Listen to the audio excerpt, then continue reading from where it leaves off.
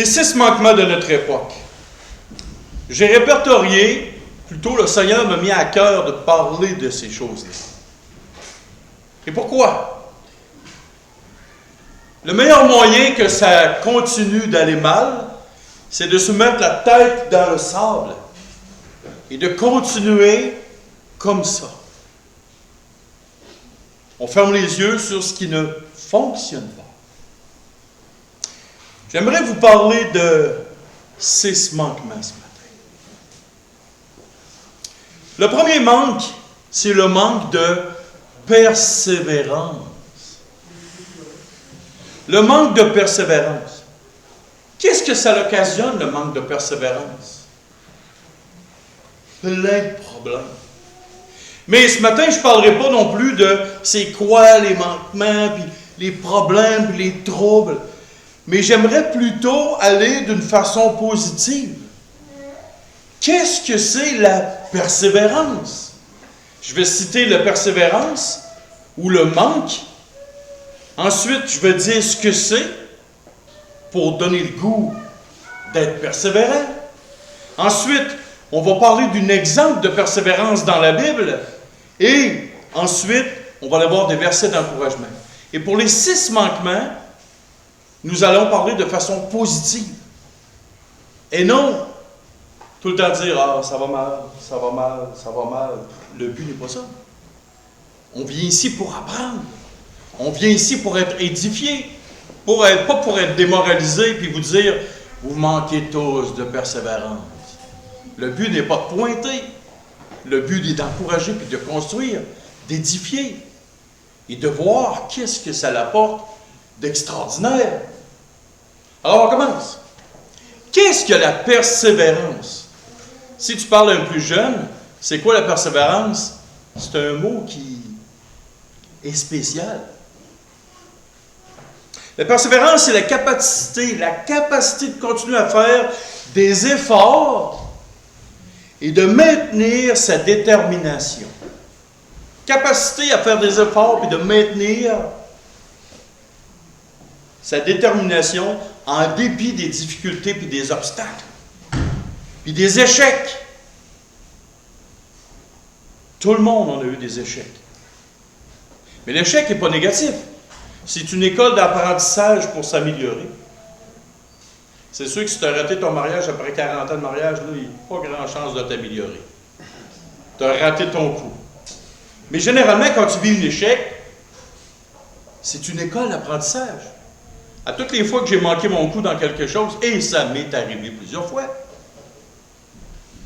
Donc, exemple, faire du pain. Le premier pain que j'ai fait, j'aurais pu casser une porte patio. Il était épouvantable. Ma femme, elle me disait, arrête. Ça n'a pas de sens. Tu gaspilles de la farine. J'ai dit, un jour, tu vas aimer mon pain. Et maintenant, quand l'automne arrive, elle dit, James, tu vas-tu recommencer à faire du pain? Voyez-vous? J'ai dû rater mon coup environ pas loin de au moins 200 fois. Est-ce que vous aimez l'électricité et les ampoules? Il y a un gars, il a manqué son coup 5000 fois avant de réussir à faire sa première ampoule. Thomas Edison. S'il n'avait pas eu de persévérance, vous seriez encore dans le noir des chandelles, des lampes à l'huile. Mais merci Seigneur, il a persévéré. C'est la qualité de ne pas abandonner facilement, même lorsque les choses deviennent compliquées. Éduquer les enfants, c'est facile. J'osais dire ça le matin avec Tiana. C'est pas drôle, hein? Tes parents, comme moi, ma fille Jessica, on a payé, on a travaillé, on a mis les efforts. Et elle part. Il ne me reste rien de mon investissement. C'est un autre homme qui en profite. Puis le pire, elle est éducatrice spécialisée, elle est bonne. Le pire, c'est un autre pasteur qui en profite dans une autre église. Et pourquoi persévérer? Elle s'en va. Vous allez voir. va partir. Je vais dire, pourquoi j'ai investi autant? Il ne me reste plus rien. Voyez-vous? Même quand les choses deviennent compliquées, dans des relations de couple, des relations avec nos enfants quand ils sont adolescents, des relations de travail, la persévérance, c'est ça. La persévérance, elle implique aussi généralement de la résilience face à l'adversité et de la patience pour surmonter les défis. Si on manque de persévérance, que se produit-il? Nous ne voyons pas la main de Dieu agir.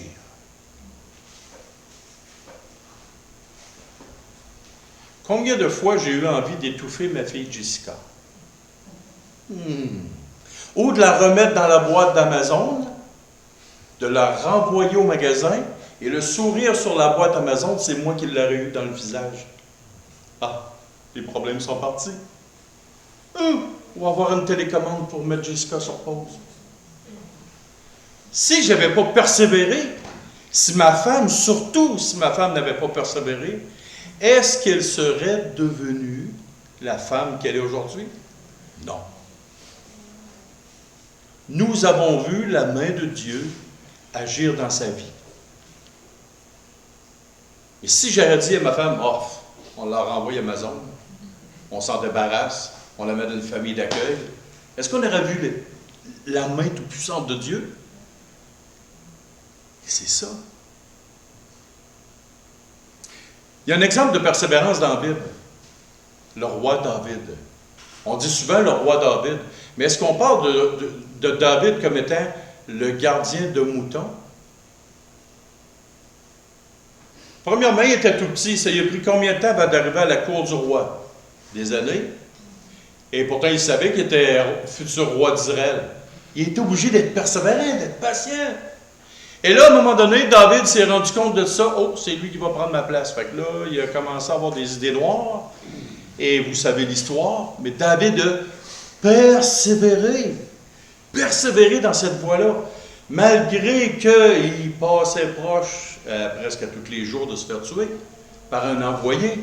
Il était obligé de s'enfuir dans le désert, de partir à gauche, à droite. Mais son objectif, c'était d'obéir à Dieu et d'être persévérant. Il aurait pu arriver et dire, « Wow, là j'ai l'épée, la nuit dans la caverne. » Il a dit, « Non, je ne toucherai pas au roi de l'Éternel. » Il a été patient, plus que patient, même longanime. Et la persévérance dont il a usé, il a vu la main de Dieu dans sa vie. Et ça, c'est extraordinaire. J'aimerais qu'on tourne dans Hébreux chapitre 6, versets 11 et 12. Hébreux chapitre 6, versets 11 et 12. Nous désirons que chacun de vous montre le même zèle pour conserver jusqu'à la fin une pleine espérance, en sorte que vous ne vous relâchiez point et que vous imitiez ceux qui, par la foi et la persévérance, héritent des promesses. Dieu nous fait beaucoup de promesses. Si tu persévères par la foi, plus que 5 minutes, tu vas hériter des promesses.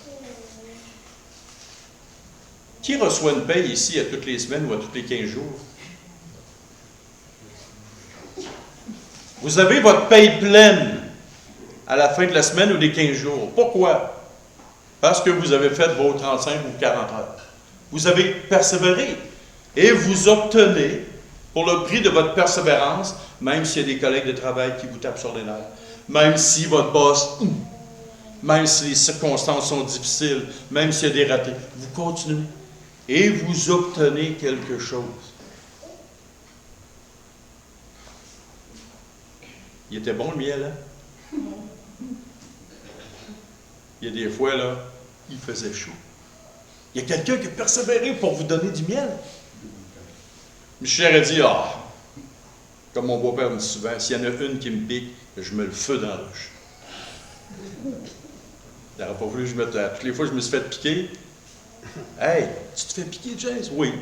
Environ 7-8 fois, toutes les fois, j'y vais. Mais on persévère. Et on a quelque chose d'extraordinaire au bout. Wow!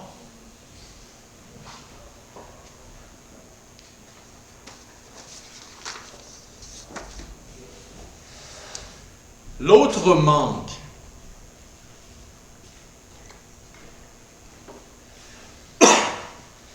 c'est le manque d'honnêteté. Aujourd'hui, quand quelqu'un te dit quelque chose, c'est une certitude. Si je te dis, c'est vrai ce que je te dis, allez-vous le croire? Je vais être là. Je vais te payer ça plus tard. Aujourd'hui, le manque d'honnêteté est flagrant. Flagrant. C'est incroyable. Les gens ne sont plus honnêtes. Moi, quand j'étais jeune, vous en souvenez-vous, les prix que les gens mettaient sur les canettes, les cannes?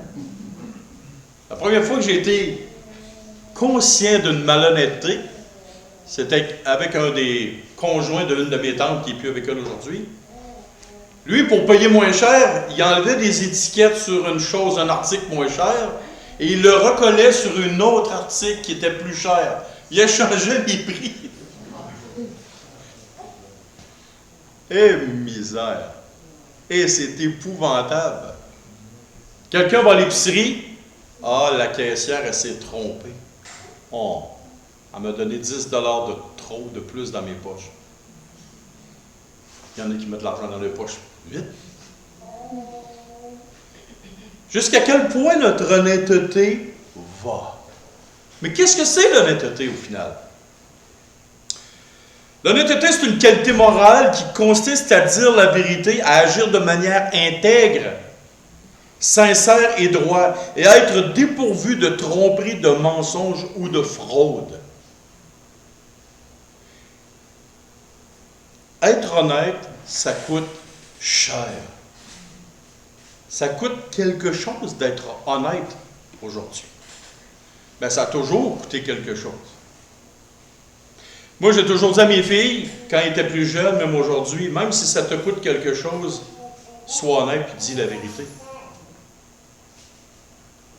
Et des fois, c'est tentant. On a le goût de dire, « Hey, il y a une tentation. Ah, je vais payer les taxes pour 5, 10, 15, 20 $. Et si tu peux sauver les taxes sur 20 000, est-ce que tu vas le faire? Oh! Il y a 3 aspects à l'honnêteté. La première, c'est de dire la vérité. La deuxième, c'est d'être intègre. Qu'est-ce que l'intégrité? Cela signifie agir de manière cohérente avec ses valeurs et ses principes, même lorsque personne ne nous regarde. Quand je travaillais de nuit, j'arrivais à Saint-Jean-Chrysostome vers 3 heures du matin, 3h30 du matin, et là, il y avait des lumières rouges. J'étais fatigué. Oui, beaucoup de lumières rouges de Saint-Jean-Chrysostome. Et là, il n'y a personne. La police n'est pas là. Ma femme n'est pas là. Ça, c'est bien pire qu'une police. Ma femme ne me surveille pas. Elle n'est pas là le matin, c'est pour ça que je parle dans son dos. Je ne parle pas dans le dos de ma femme. Ma belle-mère est là. Un fou d'une poche. Ma belle-mère est là, si je parle, puis son père est là. Si je parle dans son dos, qu'est-ce que vous pensez qu'il va m'arriver? Ça, c'est la police des polices. Et voyez-vous, je suis tout seul, et là, j'arrête à la lumière rouge. Et là, qu'est-ce qui se passe?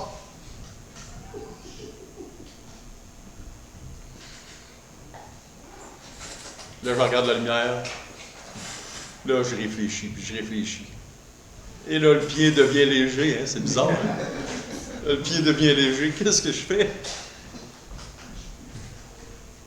Puis là, je regardais, puis je regardais. Tiens, tiens, tiens, qui vois-je? Il y avait une police qui était cachée juste à une bonne place. Ah! C'est-tu pas merveilleux? La police n'était pas là, mais oui, moi je ne la veillais pas.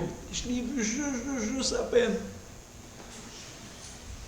Dans mon intégrité, j'ai dit non. J'ai dit, je vais respecter la loi pareil. Et quand je l'ai vu, ça a fait merci Seigneur. Merci Seigneur. Voyez-vous, même quand personne nous voit, est-ce qu'on est intègre? Et là, la grande question. Et rassurez-vous, il y a toujours quelqu'un qui nous voit. Tout le temps. Devinez, c'est qui nous voit en premier? Dieu. Admettre ses erreurs, ça fait partie aussi de l'honnêteté. Si tu fais une affaire à ta femme, puis qu'elle n'aime pas ça, puis tu n'admets pas tes erreurs, puis elle te reproche quelque chose, si tu vas le voir, puis tu lui dis, écoute, j'ai manqué mon coup, j'ai fait quelque chose qui n'est pas correct. Combien vous pensez que ça va durer de temps, la crise, au lieu de durer très longtemps? Si tu n'avoues pas, puis tu ne dis pas, écoute, j'ai manqué mon coup, c'est vrai. Ça dure bien moins longtemps. Et ça fait partie de l'honnêteté, de dire, hey, j'ai manqué là.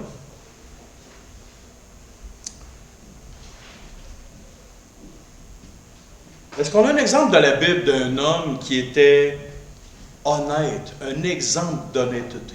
Oui, Job. Job était un homme d'une intégrité hors norme. J'aimerais ça qu'on y aille le voir.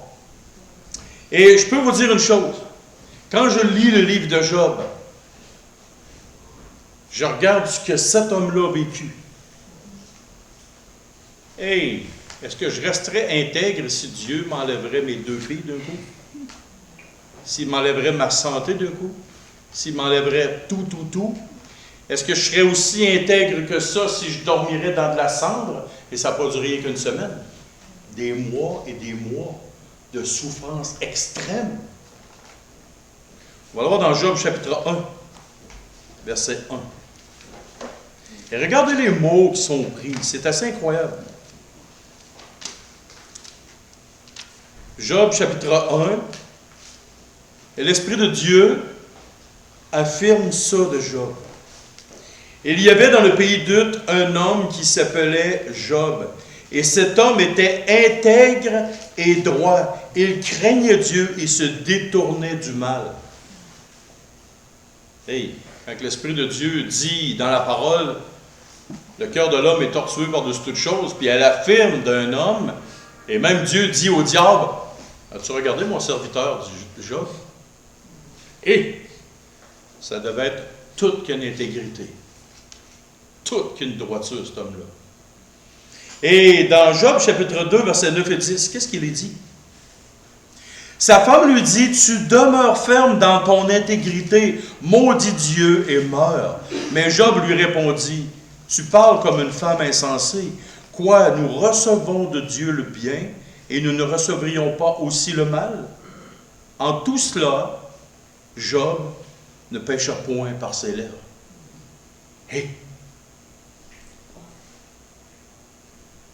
Et chapitre 42, verset 7.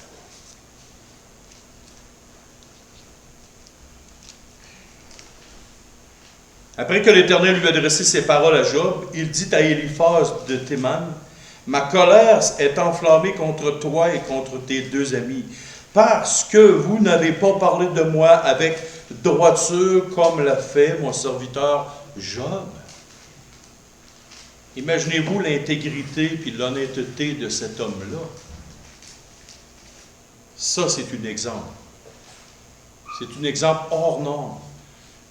J'ai jamais vu dans toute l'histoire de l'humanité un homme souffrir autant que cet homme-là.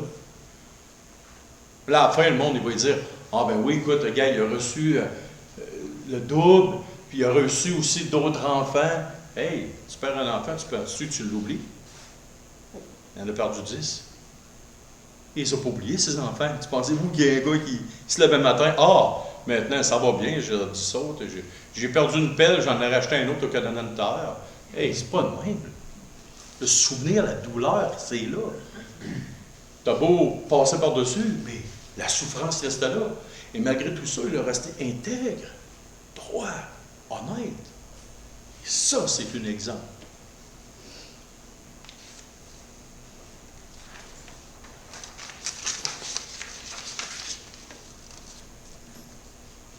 L'autre manquement. Et là, c'est le manque de respect dans nos engagements. Je vais venir chez vous à soir. Pas là. Hey, on va faire tel projet. Hey, je vais t'aider. Et souvent, j'ai entendu des gars dire, écoute, je me suis construit une maison. Au début, j'avais 25 personnes qui voulaient venir m'aider. Ils m'ont tous promis qu'ils viendraient. J'ai fini par construire ma maison tout seul. Les gens promettent quelque chose et ils ne le font pas.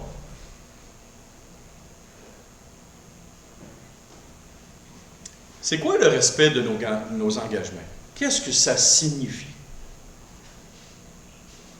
J'ai parlé souvent avec des personnes d'entreprise, des jeunes qui travaillent pour eux, et ce que les patrons disent, ce que les gérants d'entreprise disent, c'est on n'est pas capable d'avoir du monde fier. Les gens nous disent quelque chose puis ils ne le font pas.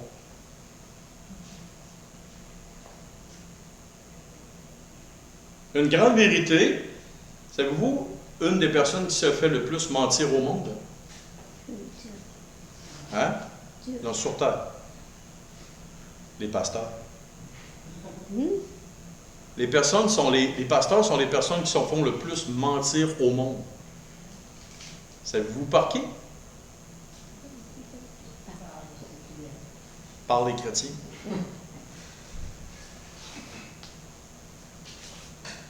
Et c'est tout à fait malheureux. Chaque pasteur, si vous parlez avec un pasteur, le pasteur n'est pas supposé de parler de ce qu'il vit par en dedans. Il n'est pas supposé de parler de ça. Généralement, c'est silence radio. Mais si on va être honnête, les pasteurs se font mentir. Hein? Comment ça, les pasteurs se font mentir? Combien de fois des gens ont dit quelque chose à un pasteur? Hey, je vais être là dimanche à l'église. Il n'est pas là. Seigneur, je suis prêt à m'engager. Je me suis engagé, puis là, ça pleure. C'est bien là, pasteur, je vais m'engager auprès du Seigneur. L'engagement est parti avec les feuilles d'automne. C'est des engagements aussi solides que les feuilles à l'automne dans l'arbre. C'est drôle, mais triste en même temps. Les pasteurs deviennent désabusés. Les gens deviennent désabusés. Ceux qui ont des entreprises deviennent désabusés. Mais c'est quoi le respect de nos engagements?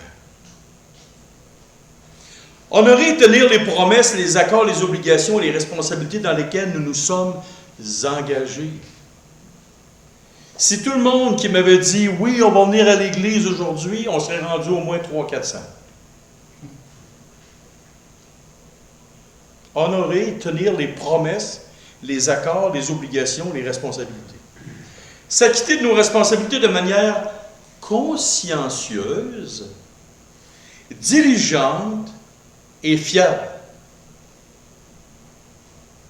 Est-ce que je vous ai promis que je serai là comme pasteur? Oui.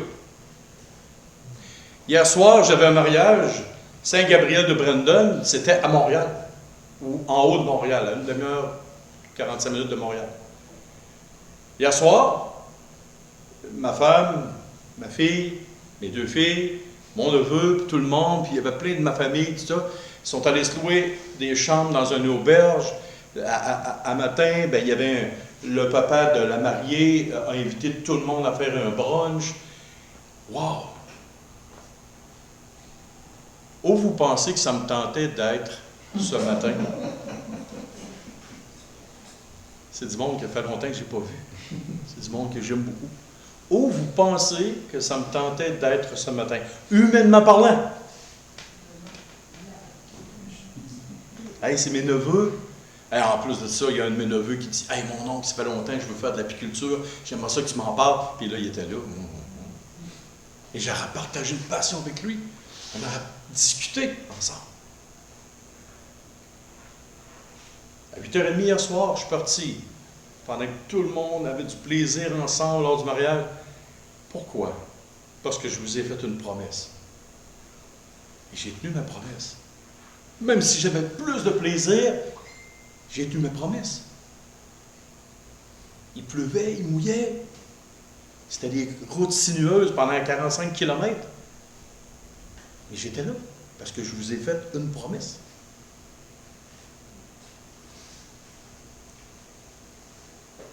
De façon consciencieuse, de façon diligente, de façon fiable. Les gens travaillent dans une entreprise et ils botchent, ils méprisent leur travail. Quand tu t'es engagé auprès de ton patron, si tu es un enfant de Dieu, que tu aimes la parole de Dieu, c'est marqué que tout ce que vous faites, faites-le comme si c'était pour le Seigneur Jésus. Tu ne travailles pas pour ton boss, tu ne travailles pas pour l'entreprise, tu travailles pour le Seigneur Jésus. Tout ce que tu fais, fais-le de façon consciencieuse, diligente et fiable, parce qu'au final, ton travail, c'est pour Christ. C'est comme ça que tu devrais penser. Si tu t'occupes des personnes handicapées, que tu construises des maisons, construis une maison comme si c'est Christ qui allait vivre dedans. Tu fais de la comptabilité, fais de la comptabilité comme si c'était le budget de Christ. Tout ce que tu fais, fais-le de façon consciencieuse, fiable et diligente.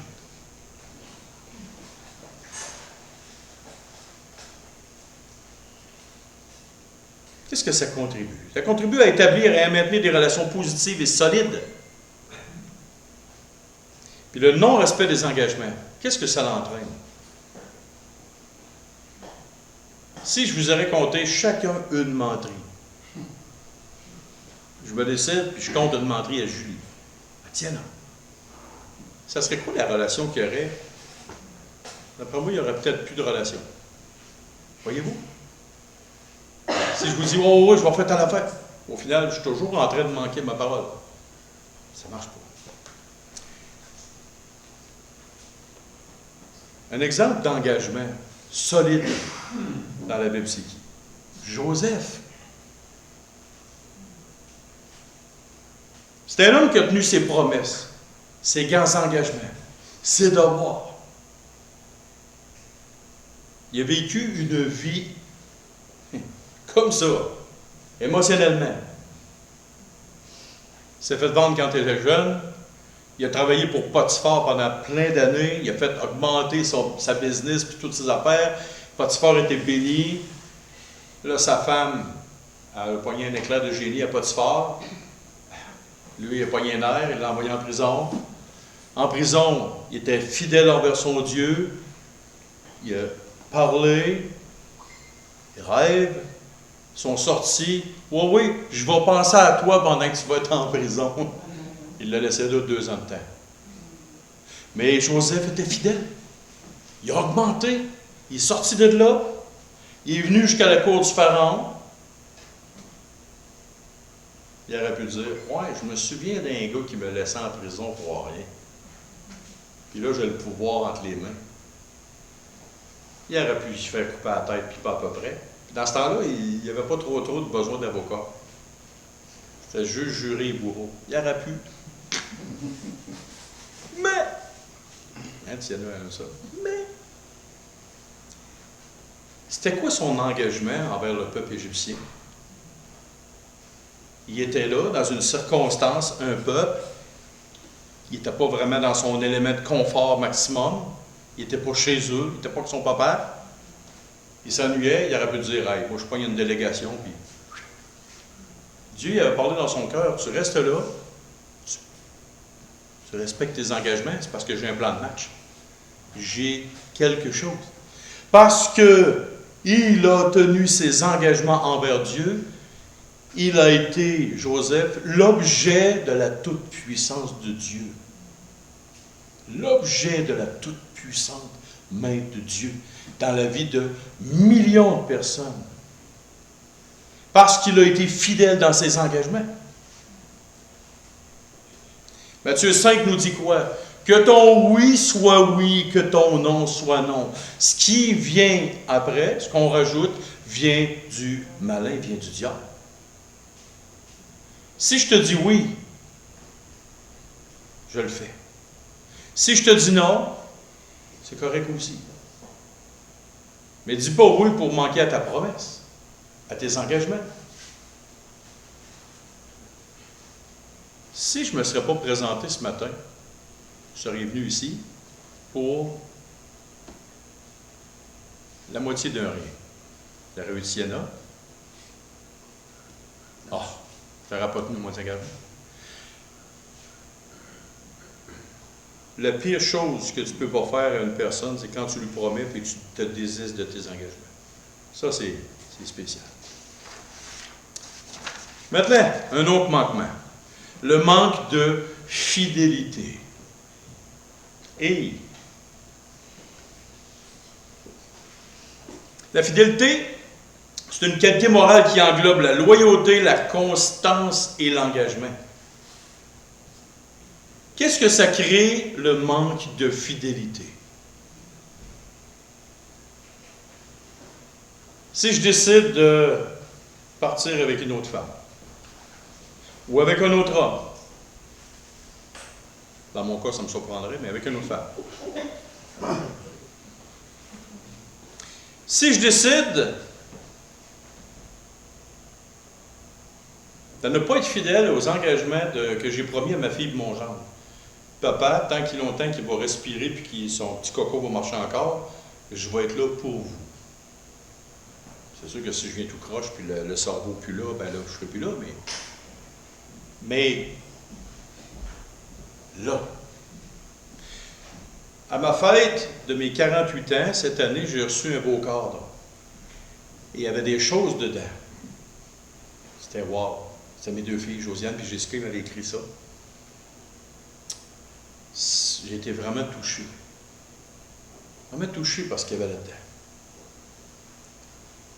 Puis ils m'ont dit, papa, ben, tu as toujours été fidèle, puis même quand on est parti de la maison, ben, tu es encore fidèle.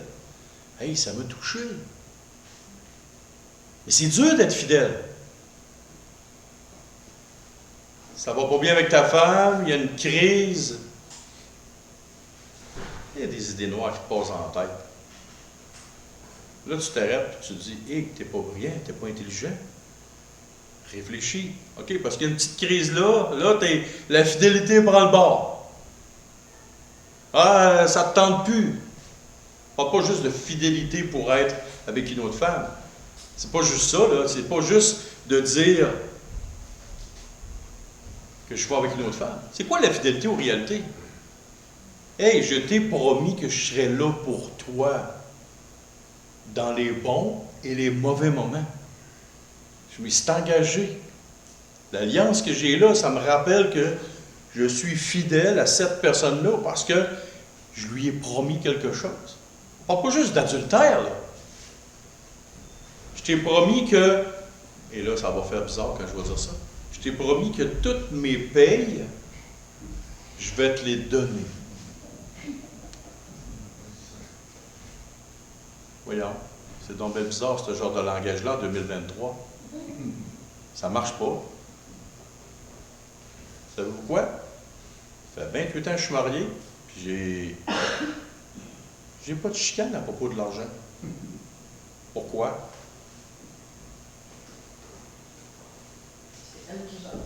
C'est elle qui gère. Il n'y a pas de problème. Tu prends ta paye. Oh, non, j'ai fait une erreur. Je recommence. Tu prends ta paye. Non, j'ai fait une erreur. Je prends ma paye. Non, j'ai fait une erreur. C'est quoi mon erreur? Non, je prends notre paye et je la mets dans notre équipe. Oh, là, l'erreur a été facile. Je fais une équipe avec elle, elle fait une équipe avec moi. Je prends ce que Dieu m'a prêté pour un temps, qui ne m'appartient pas, mais qui appartient au Seigneur, et je le mets dans le compte conjoint pour notre équipe. Parce que je lui ai promis et je suis fidèle dans mon engagement.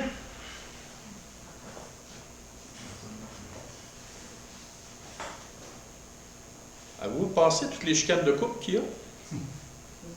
Si tout le monde pensait comme ça, qu'est-ce qui arriverait? Il y aurait beaucoup moins de chicanes. Ça réglerait la question.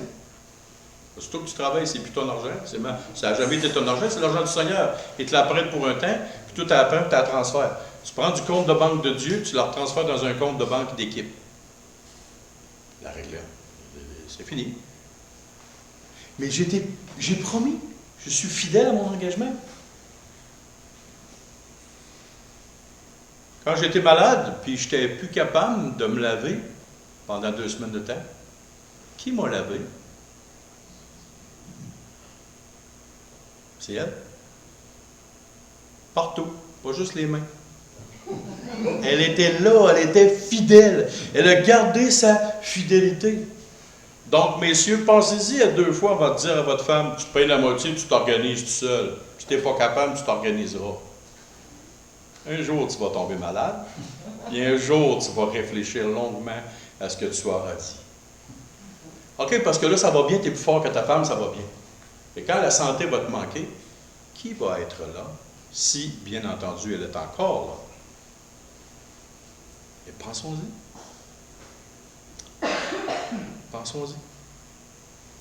Un exemple de fidélité dans l'Ancien Testament, c'est qui? Daniel. Daniel était un homme qui était fidèle. Il était fidèle envers Dieu. Il a refusé de manger les aliments impurs qu'ils ont donnés. Daniel, malgré l'interdiction, il priait de façon quotidienne. Il était fidèle dans son engagement envers son Dieu. Il a demeuré fidèle à Dieu au maximum, même auprès de la cour du roi. Je n'étais pas content, tu me feras mourir, mais moi je vais rester fidèle à Dieu. Il était fidèle dans ses engagements. Il était là.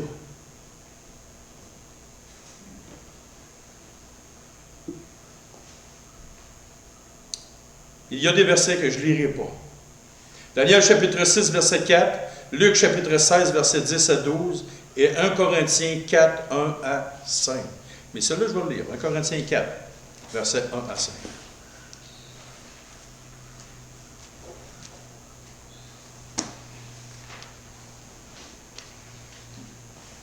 Ainsi qu'on nous regarde comme des serviteurs de Christ et des dispensateurs des mystères de Dieu. Du reste, ce qu'on demande des dispensateurs, c'est que chacun soit trouvé fidèle. Pour moi, il m'importe peu d'être jugé par vous ou par un tribunal humain. Je ne me juge pas non plus moi-même, car je ne me sens pas coupable de rien. Mais ce n'est pas moi, c'est pas pour cela que je suis justifié. Celui qui me juge, c'est le Seigneur. C'est pourquoi ne jugez de rien avec le temps. Jusqu'à ce que vienne le Seigneur, qui mettra en lumière ce qui est caché dans les ténèbres et qui manifestera les desseins des cœurs. Alors chacun recevra de Dieu la louange qui lui sera due. N'oublions pas, nous sommes dans un grand examen sur terre. Que tu reçoives 50 $ dans ta vie ou que tu reçoives 2 milliards, tu es dans un examen. Qu'est-ce que tu fais avec ta santé? Qu'est-ce que tu fais avec ton intelligence? Qu'est-ce que tu fais avec ton corps? Qu'est-ce que tu fais avec Dieu, ce que Dieu t'a donné? Ce que Dieu t'a prêté pour ton temps? N'oublions pas que nous sommes des dispensateurs. Puis qu'est-ce que ça fait un dispensateur? Ça dispense, ça ne donne rien à personne. Qu'est-ce que c'est un dispensateur? Ça donne. Ça prend ce que ça a, puis ça le distribue. Et là, il nous a dit là-dedans d'être trouvé fidèle.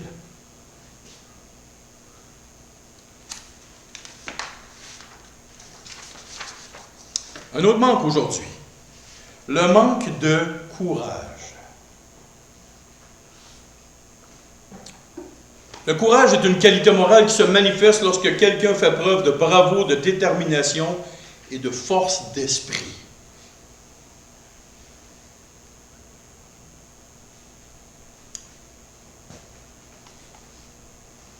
manquer de courage.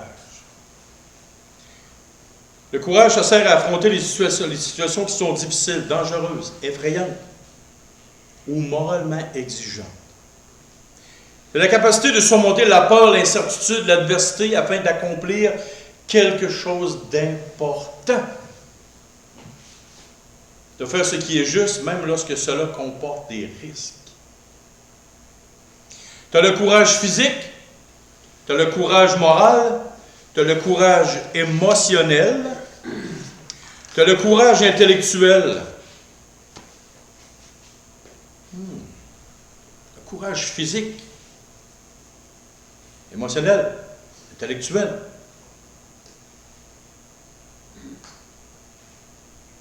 Qu'est-ce que c'est tout ça? C'est quoi le courage intellectuel?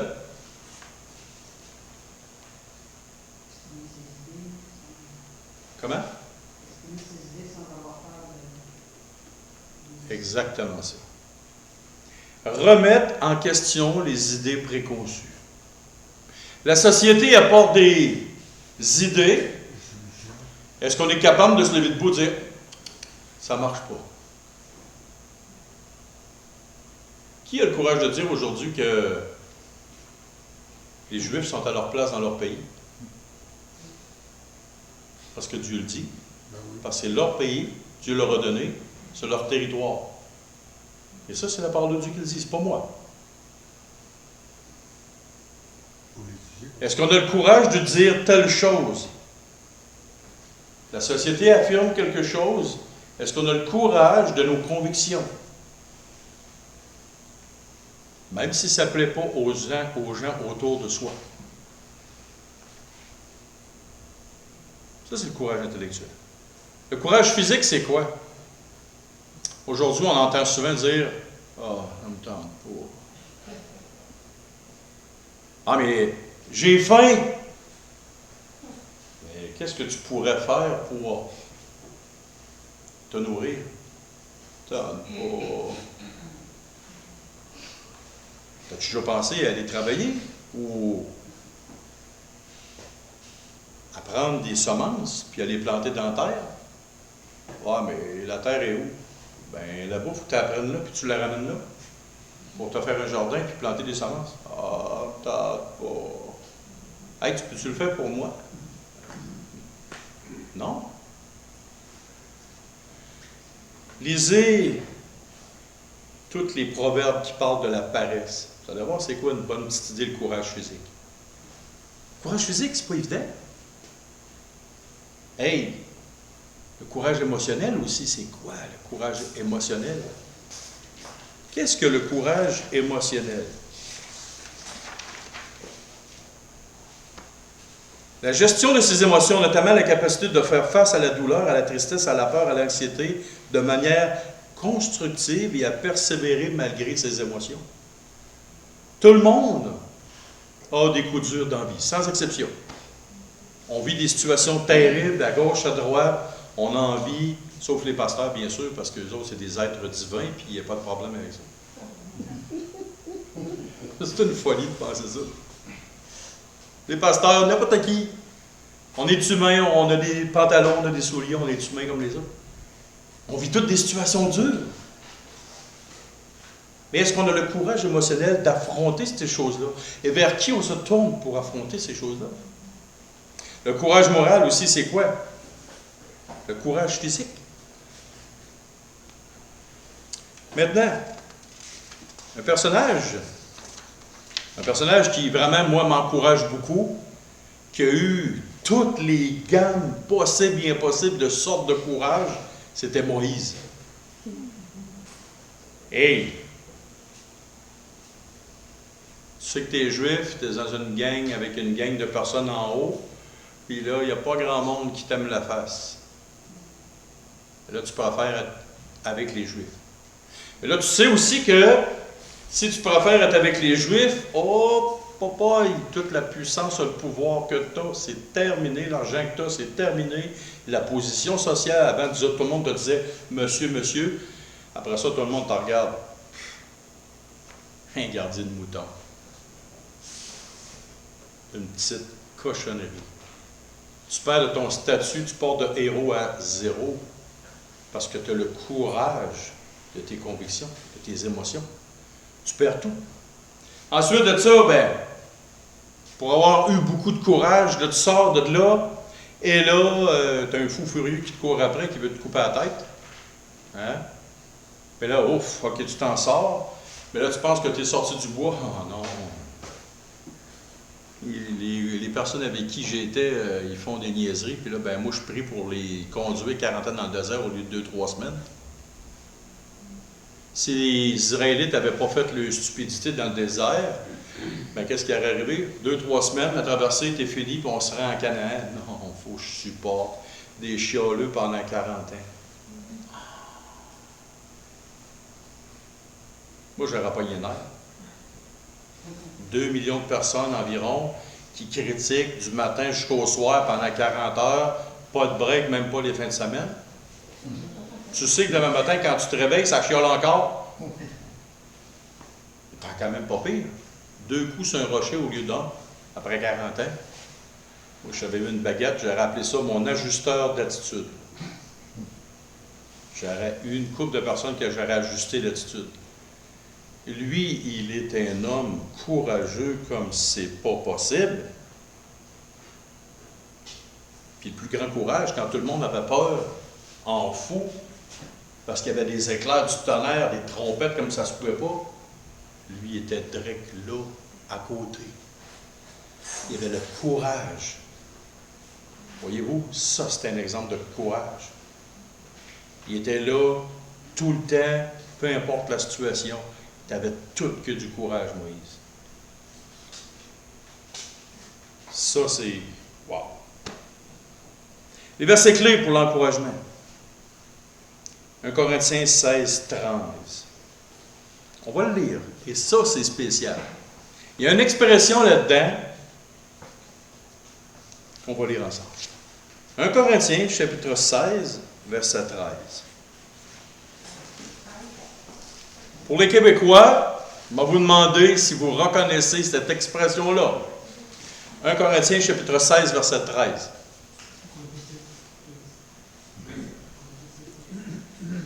Écoutez bien les Québécois, vous me direz si vous reconnaissez cette expression-là. Veillez, demeurez fermes dans la foi, soyez des hommes, fortifiez-vous. Pour les plus vieux Québécois, qu'est-ce que vous avez reconnu là-dedans?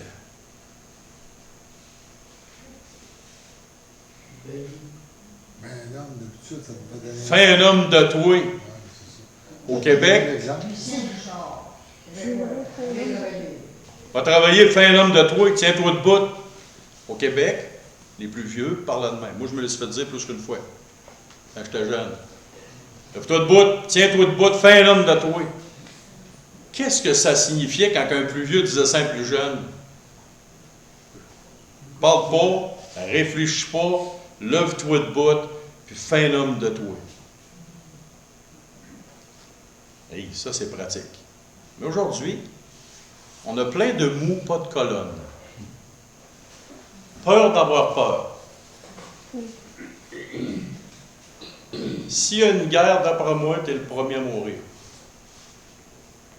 Pourquoi? Il y a une expression de ce ainsi sur Internet qui court. Les hommes forts font des sociétés agréables à vivre. Des sociétés agréables à vivre créent des hommes faibles.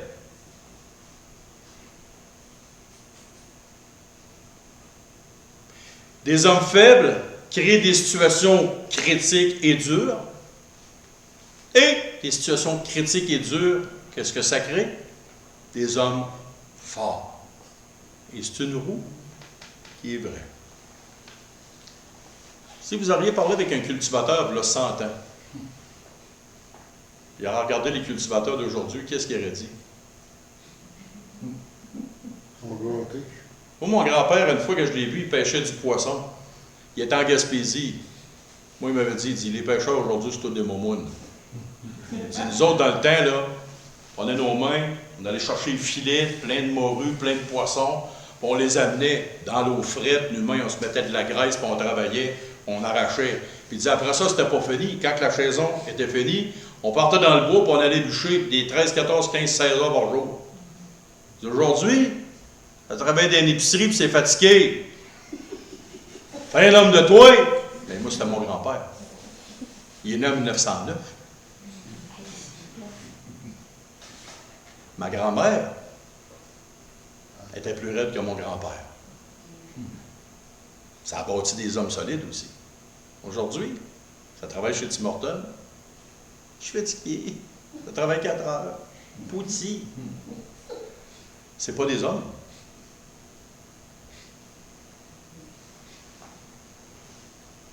Veillez, demeurez fermes dans la foi, soyez des hommes. Fortifiez-vous. Du courage, de la solidité. Est-ce qu'on aurait pris un jeune d'aujourd'hui, et je ne dis pas que tous les jeunes sont tout croche. Là, je ne veux pas vieillir avant mon temps. Parce que toutes les vieux d'habitude, les jeunes, c'est tous des jeunes drogués. C'est pas vrai. Il y a des jeunes qui ont du bon sens. Est-ce qu'on aurait pris un jeune aujourd'hui, mou, une personne mou, on l'aurait pris à la place de Moïse? Pourquoi? Qu'est-ce qu'on veut être dans la vie? Est-ce qu'on veut être des Moïse pour Dieu ou on veut être des pantins, des mous? Est-ce qu'on a le courage de se tenir debout pour le Seigneur et de faire avec?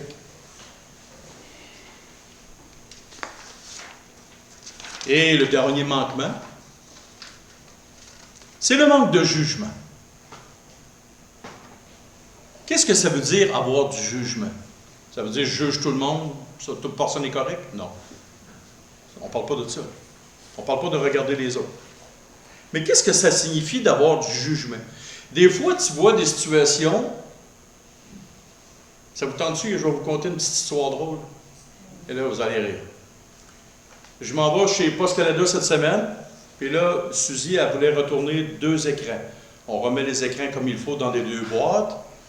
Fait que là, j'arrive chez Post Canada avec 2 papiers pour retourner à Amazon. Et là, la femme, elle me dit, l'employé qui travaillait là, me dit, bon, monsieur, vous pouvez pas, c'est les 2 papiers sont pareils, puis ça, c'est une commande. OK, bon, j'ai dit, OK, bon, ben, je vais prendre du tape, puis je vais mettre 4 rangées de tape, ça va être une boîte, puis on va mettre la feuille sur le dessus. La gérante vient me voir. C'était une nouvelle gérante, je ne la connaissais pas. Elle me dit, monsieur, elle dit, ça ne marche pas. Il y a 2 boîtes. Ben, je dis, OK, mais si je prends une poignée et je la lève, l'autre ne tombe pas, c'est comme une boîte. Non, elle dit, ça risque de s'en aller. Ça risque de se débâtir vous êtes sûr? Dans le transport? Vous êtes vraiment sûr? Elle dit oui. Puis elle dit, en plus de ça, moi, je vois les 2 poignées, puis je sais que c'est. Puis je vois qu'il y a une ligne là, entre les 2 boîtes, puis c'est pas une boîte, c'est 2 boîtes.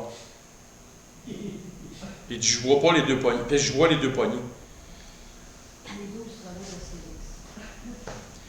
Je suis allé me chercher une rondelle de duct tape.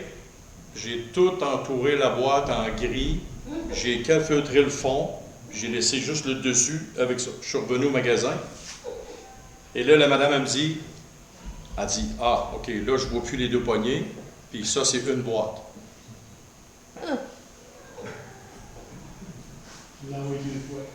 J'ai dit, passez une bonne journée, madame.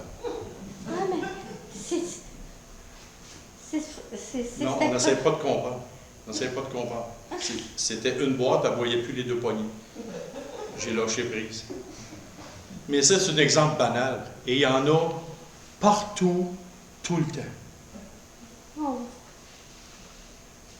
C'est quoi d'avoir du jugement aujourd'hui?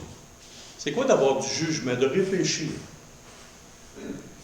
C'est d'avoir la capacité d'évaluer, de prendre des décisions éclairées et de discerner, de former des opinions réfléchies en fonction des informations, des valeurs et des critères permanents. Ça implique d'utiliser le raisonnement, la logique, l'expérience pour prendre des décisions appropriées. Que ce soit dans des situations personnelles ou professionnelles. Des fois, des gens, il nous arrive des situations où ça fait...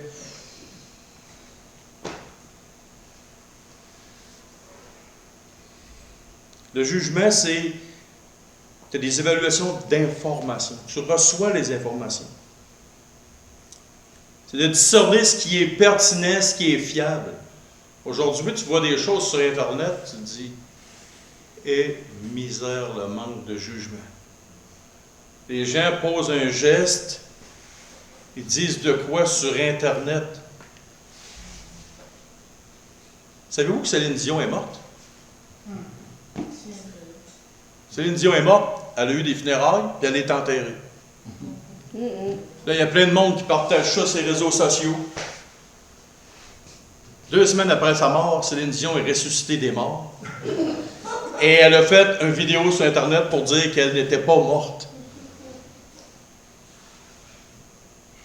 Elle est morte! Prends ça là, on met ça là, tout le monde le sait. Salut! Regarde. Essaye de voir si c'est pertinent, si c'est intelligent de faire ça.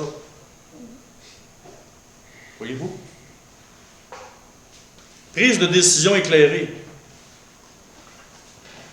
La semaine passée, j'avais parlé que quelqu'un rentrait chez vous. Il est en train de sortir avec votre nourriture. Hein? De chez vous avec votre nourriture, de votre frigidaire. Là, vous avez un bâton à côté de vous. Puis là, tu frappes le gars. Bang! Bang! Et vous avez parlé qu'il y avait sa femme, ses enfants qui mouraient de faim, puis ça fait 2 semaines qu'ils n'ont pas mangé, puis oh, là, tu regrettes. Moi, j'ai fait un acte, je l'ai battu à mort. Si vous auriez pris du temps pour réfléchir, vous auriez peut-être invité ces gens-là à venir manger chez vous. Un acte trop vite. Discernement moral et éthique. J'ai écouté à un moment donné, il y avait une manifestation de je ne sais pas trop quelle sorte d'idée qui était là. Puis à un moment donné, il y a le journaliste qui interviewait une femme. Et là, lui pose la question, si votre enfant de 8 ans voudrait changer de sexe, est-ce que vous diriez oui? Ah ben oui! Il est assez mature pour prendre des bonnes décisions. 8 ans.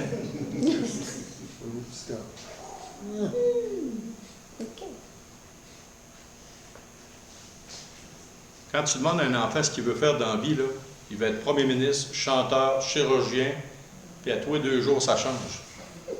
Sérieusement, son jugement n'est pas encore éclairé, il n'est pas encore... Il veut tout faire dans la vie.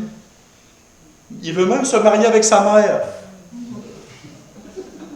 Puis qui tu veux te marier? Avec maman. En grandissant, il dit non, pas jamais. Voyez-vous, c'est à tout petit de même, c'est pas éclairé. Mais le pire, c'est que c'est l'adulte qui est là. Oh, oui, je le laisse aller. Il fait ses propres choix. Quoi? Ça n'a pas de sens. On est rendu là aujourd'hui. Il y a toutes sortes de folies qui arrivent. On dirait qu'il n'y a plus de jugement. L'appréciation aussi des nuances. Le jugement peut également inclure la capacité de comprendre les nuances et les complexités d'une situation plutôt que de voir les choses noires ou blancs. Aujourd'hui, tu as des gens, puis même ça a toujours été, et je faisais partie de ces gens-là avant.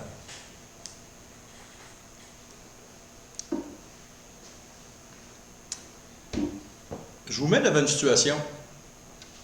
Il y a un couple d'homosexuels ici qui sont mariés puis qui rentrent ici avec 2 enfants adoptés. Qu'est-ce qu'on fait? C'est pas marqué dans la Bible. Qu'est-ce que nous faisons? Ça accueille. Voyez-vous? Dans la vie, on peut être soit noir ou soit blanc. Mais c'est jamais noir ou blanc tout le temps.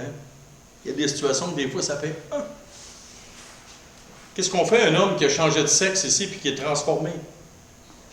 Elle s'appelait Gérard. Et il rentre ici, le Saint-Esprit l'éclaire. Qu'est-ce qu'on fait dans cette situation-là? Il a lu la Bible chez lui, là, puis wow!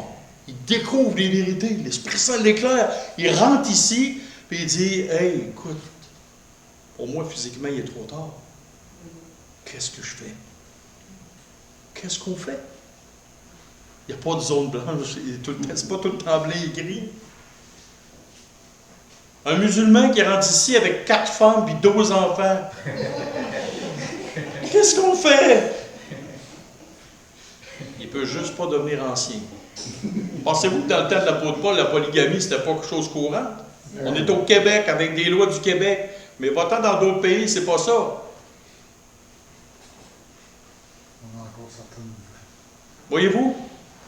Il n'y a pas de zone, c'est pas tout le temps blanc ou gris, mais c'est ça d'avoir du jugement. On est souvent face à des situations que ça fait « Oh! » Ta fille de 17, 18 ans, 19 ans, elle se dit « Papa, maman, j'ai rencontré un jeune homme, je suis en amour avec lui, puis il n'est pas chrétien. » Qu'est-ce que tu fais? Tu la regardes, puis tu dis « Moi, je rêve avec une corde et un bidon de gaz. » Est-ce que c'est comme ça que tu vas accueillir ce jeune homme-là? Tu vas perdre ta fille et tu vas perdre ce jeune homme-là? Il n'y a pas de zone blanche. Il n'y a pas tout le temps juste blanc ou gris. Il y a énormément de zones grises. Et ça prend du jugement, de la douceur.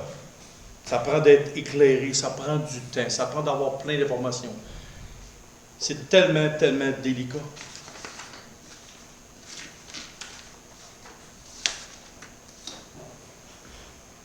Aussi, il faut considérer les conséquences. Si je vais trop vite, quelles sont les conséquences? Il y a la prise en compte aussi des valeurs personnelles. Le jugement peut être influencé par des valeurs, les croyances et les principes personnels, mais il implique également de rester ouvert à d'autres perspectives. Tu arrives ici, dans un nouveau pays, et là tu fais « Oh! Oh! Là, on n'est plus chez nous. » Imaginez-vous, je prends un gars comme moi, qui est hyper autodiscipliné et qui est toujours à l'heure, puis je m'en vais dans un endroit où tout le monde est en retard. Qu'est-ce que je fais? C'est le reste des gens qui ne sont pas corrects. Moi, je suis correct. Hein? Ah, faudrait que je m'ajuste. Oui. Est-ce que j'aurais beaucoup de misère? Oui. Puis il prend un Alsacien, là, comme le directeur de l'Union. Là. Lui, il s'est dit qu'il commence à 9 heures. C'est pas 9 heures et 1 seconde. C'est 9 heures pile. Si tu veux, c'est pas vrai? C'est vrai, hein? Tu as eu affaire avec, hein? Si le monde pense que je suis sévère. Lui, c'est un Alsacien. C'est comme ça. Il n'y a pas de passe-droite, c'est comme ça. Si tu n'es pas là, tu manques le plateau. OK? Quelqu'un qui a eu beaucoup de jugement, de réflexion, c'était Salomon. Jusqu'à une certaine partie de sa vie.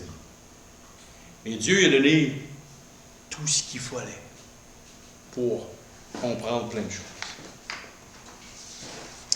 Et maintenant, on va terminer avec ceci. La persévérance, l'honnêteté, le respect de nos engagements, la fidélité, le courage et le jugement sont des valeurs bibliques, des valeurs qui viennent de Dieu. Ça trouve sa place dans la Bible. Partout. Il y a des exemples, de mauvais exemples du monde qui ont mal agi. Il y a des bons exemples, comme on a cité tantôt, qui ont bien agi, qui ont eu beaucoup de jugement, qui avaient plein de bonnes choses, comme on a parlé. Les valeurs aujourd'hui que je vous ai dit là sont en train de se dégrader.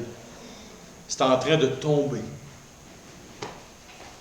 Mais qu'est-ce qu'on fait dans une société comme ça aujourd'hui? Est-ce qu'on emboîte le pas pour faire exactement ce qu'ils font? Ou on fait comme Job, on reste ferme dans notre intégrité? Et c'est pas évident. C'est vraiment pas évident. Marcher à contre-courant, là, c'est l'affaire la pire. C'est l'affaire la plus dure au monde. Et il y a une chose que pour ma part, je garde en tête, c'est ceci. C'est qu'est-ce que le Seigneur Jésus a dit à Nathanaël. Il a dit aux autres de Nathanaël. Jésus, voyant venir à lui Nathanaël, dit de lui, « Voici vraiment un Israélite dans lequel il n'y a point de fraude. Est-ce que, et c'est la grande question que personnellement je me pose, est-ce que quand le Seigneur Jésus va me prendre, quand je vais être enlevé avec lui, là, puis qu'on va aller avec lui dans la rencontre du Seigneur dans les airs, il va me transformer, puis quand il va me présenter auprès de Dieu, est-ce que Christ, comme avocat, va pouvoir parler de moi, puis même déjà maintenant, est-ce qu'il peut dire, voici, en parlant de moi, voici un homme au Père en quel il n'y a pas de fraude.